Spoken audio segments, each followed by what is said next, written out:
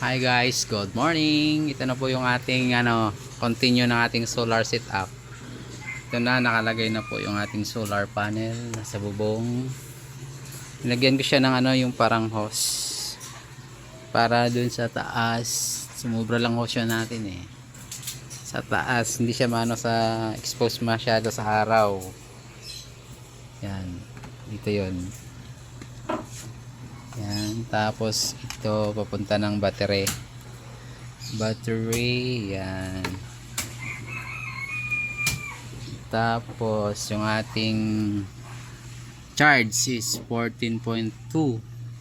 Yung ating inverter, yan, naka siya 14.3, pero pares lang yan, mga konti lang naman diferensya. Yan, ito yung ating electric pan na marumi.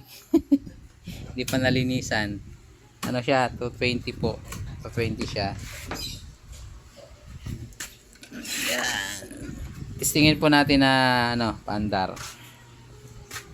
Ito na, nakasaksak na siya guys. Yan, 220. Andarin po natin po, gumana po siya. Oh.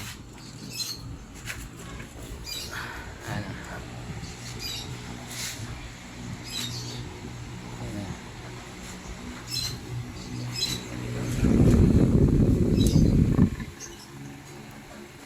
Ano po? Ano to?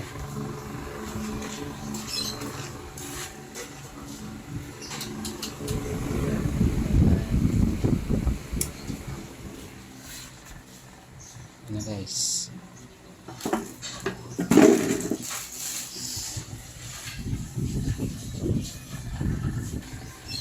meron din ako isang electric pan dito na naka solar din to. Ito siya, solar pan. Yan, pinalitan ko yung blade nya kasi yung blade nun mahinang mahina magano ng hangin, buga. Ito yung niya, solar panel wire. Yan, ito po siya. Yan po yung number 1 nya. Malakas na rin yung number 1 nya. Number 2, yan.